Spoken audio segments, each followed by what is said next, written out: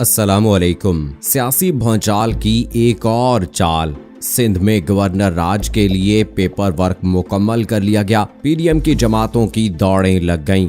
Governor Sindh Imran Ismail ने भी इशारा दे दिया। पीपल्स पार्टी के लिए इम्तिहान की घड़ियां शुरू होने वाली हैं। पीडीएम के कराची जलसे की गर्द छट गई। अब हुकूमत भी जवाबी वार की तैयारी करने लगी। मार्च में सेनेट के इलेक्शन से पहले पीपल्स पार्टी का धड़न तख्ता करने के लिए अंदरूने खाना कार्रवाई का आगाज कर दिया गया। कैप्टन सफदर की गिरफ्तारी क्या हुई? सिंध पुलिस और सिंध हुकूमत जिम्मेदारी लेने को ही तैयार नहीं।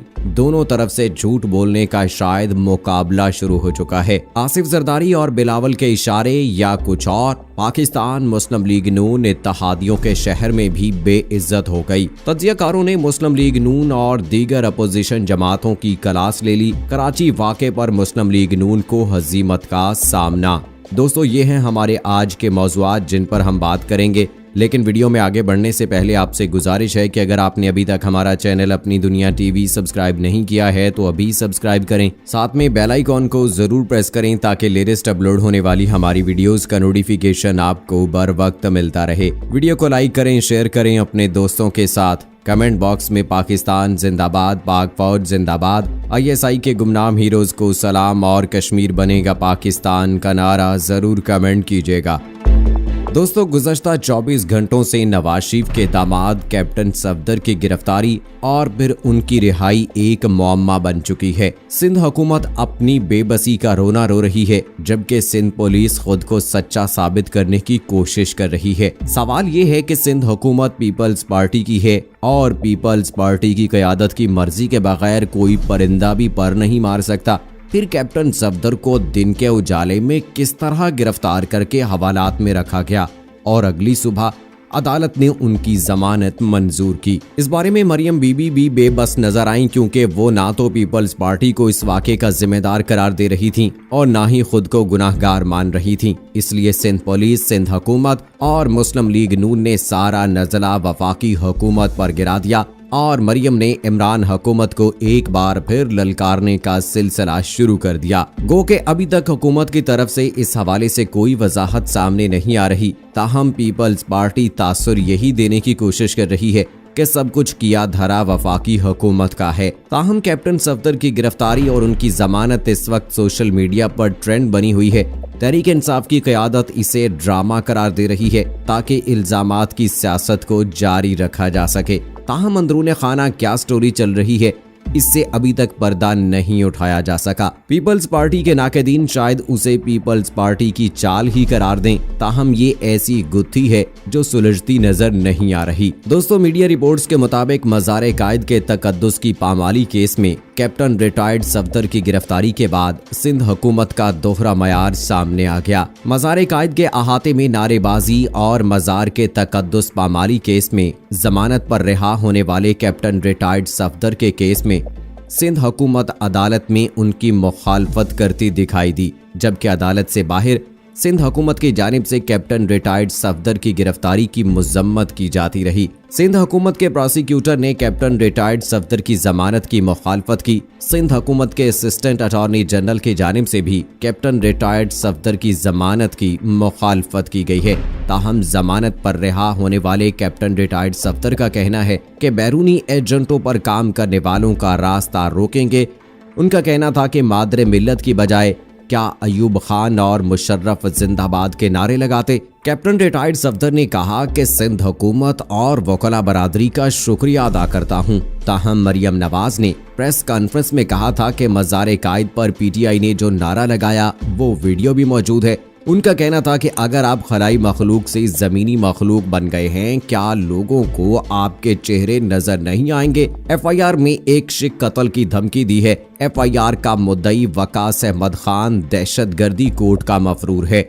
मुद्दई के खिलाफ थाना सुपर हाईवे में मुकदमा दर्ज है। कैप्टन सफदर को बड़े आला सतह से धमकियां आ रही थीं कि हम तुम्हें नहीं छोड़ेंगे। अगर कोई समझता है कि धमकियों से नवाज शरीफ, मरियम नवाज और पीडीएम मरूब हो जाएगी, अगर हिम्मत है तो मुझे आकर गिरफ्तार करो। दोस्तों, उधर मुस्लिम लीगी रहनुमा की गिरफ्तारी पर तज्जियाकारों ने भी अपनी अलग अलग राय का इजहार करके मुस्लिम लीग नून की क्लास ले ली। सीनियर एंकर पर्सन और तज्जियाकार कामरान खान ने हैरान कुन रद्द-ए-अमल दिया था। उन्होंने समाजी राब्ते की वेबसाइट ट्विटर पर पैगाम में लिखा कि तबले जंग बज गया, बड़ों की लड़ाई शुरू। पहले तो छोटा अंदर गया, होटल का दरवाजा तोड़कर कराची पुलिस बिलावल के अजीज तरीन मेहमान को उठाकर ले गई और अजीज भट्टी शहीद थाने में बंद कर दिया। बड़ों की लड़ाई के इस पहले दिलखराश वार के बाद से अब तक पीडीएम बड़ों की सिट्टी गुम है, कहीं से कोई आवाज नहीं आई। दिफाई तज्जियाकार जनरल रिटायर्ड अमजद शुएब का कहना है कि अपोजिशन वाले झूठ ही झूठ बोलते हैं। यही वो बिलावल है जो कहता था कि जो मोदी का यार है गद्दार है। बेनजीर भुट्टो के बारे में नवाज शरीफ ने कहा था कि उन्होंने भारत को सिखों की लिस्टें दी थी। नवाज शरीफ गुज़श्ता 2 दहाइयों से पाक फौज के खिलाफ साजिशें कर रहे थे। अब खुलकर बात सामने आ गई है। अगर अपोजिशन का हुकूमत को घर भेजने का मसला होता तो फिर ये इस्तीफे देते, हुकूमत चली जाती, लेकिन ये ऐसा करने के लिए तैयार नहीं है। ये अपने मुकदमात को खत्म कराने के लिए हुकूमत पर दबाव डाल रहे हैं। तज्जियाकार डॉक्टर मोईद पीरजादा ने कहा कि कराची का जलसा सिंध हुकूमत का वफाकी हुकूमत के खिलाफ है। आर्मी चीफ की मुद्दत मुलाजमत में तोसी के हवाले से नवाज शरीफ ने वोट दिया। शायद उन्हें ये उम्मीद थी कि नैब में उनके खिलाफ मुकदमात खत्म कर दिए जाएंगे, लेकिन ऐसा नहीं हुआ। नवाज शरीफ जिस तरह का रिलीफ चाहते थे वो नहीं मिला, इसलिए ये सारे लोग इकट्ठे हुए हैं। नवाज शरीफ को लंदन भेजना इंतहाई गलत फैसला था। दोस्तों, अपोजिशन जमातों की जारहाना सियासत में दिन ब दिन इजाफा होता जा रहा है। ताहम हुकूमत अभी तक हालात पर नजर रखे हुए है और जलसों से परेशान होने की बजाय ऐसा पैंतरा मारने की पोजीशन बना रही है कि सांप भी मर जाए और लाठी भी बच जाए। हुकूमत के सीनियर मुशीरों ने इस हवाले से अपना काम मुकम्मल कर लिया है।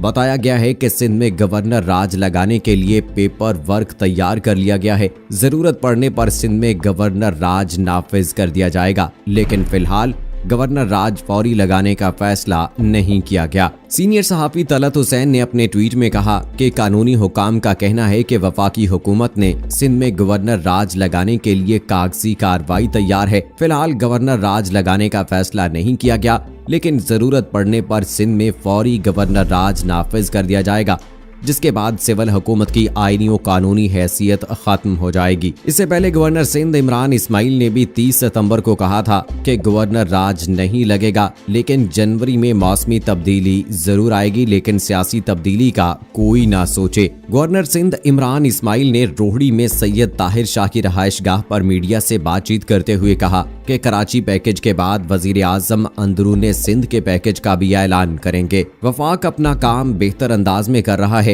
उन्होंने कहा कि स्मार्ट लॉकडाउन वजीर आजम की बेहतरीन सोच थी। पाकिस्तान दुनिया में कोविड पर बेहतरीन कंट्रोल हासिल करने वाला मुल्क बन गया है। गवर्नर राज की बातें गवर्नर को छोड़कर की जाती हैं। गवर्नर राज नहीं लग रहा, सिंध हुकूमत बेखौफ काम करे। जनवरी में मौसमी तब्दीली जरूर आएगी, लेकिन सियासी तब्दीली का कोई न सोचे। पीटीआई की हुकूमत अपने 5 साल पूरे करेगी। उन्होंने कहा कि मार्च में सेनेट इंतखाबात जरूर होंगे। अपोजिशन अपनी चोरी बचाने के लिए वावेला कर रही है। इमरान खान किसी को NRO नहीं देंगे। दोस्तों, ये थी अब तक की लेटेस्ट अपडेट्स। मुझे इजाजत दीजिए। फी अमानिल्लाह।